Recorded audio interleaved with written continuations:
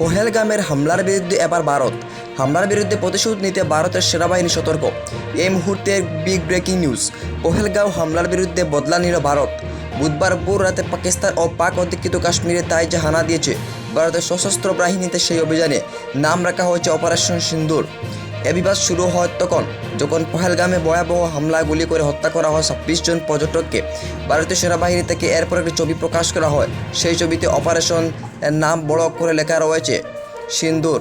তাছাড়া যার একটি হলো সিঁদুরের কৌটো, তা থেকে গড়িয়ে পড়া কিছু সিঁদুর যেন জঙ্গিদের নিশ্চয়তার প্রতীক, যা নিঃস্ব করে দিয়েছে কত নারীর জীবন। 1971 সালের যুদ্ধের পর এই প্রথম ভারতের স্থল, জল এবং আকাশপথে যৌথ অভিযানে আঘাত হানে পাকিস্তান ও পাক অধিকৃত কাশ্মীরের সন্ত্রাসবাদী ঘাঁটিতে। সেনা, নৌসেনা ও বায়ুসেনা একযোগে রাত 1:44 এই আঘাত হানে। হামলায় আতঙ্কিত হয়েছেন পাকিস্তানের অনেক নাগরিক। প্রধানমন্ত্রী নরেন্দ্র মোদী এই অভিযান নজরদারিতে রেখেছিলেন। আগেই তিনি বলেছিলেন, এই আঘাত শুধু নিরীহ পর্যটকদের উপর নয়, ভারতের আত্মার উপর হামলা। তারই মোক্ষম জবাব দিল দেশের সশস্ত্র 3 বাহিনী।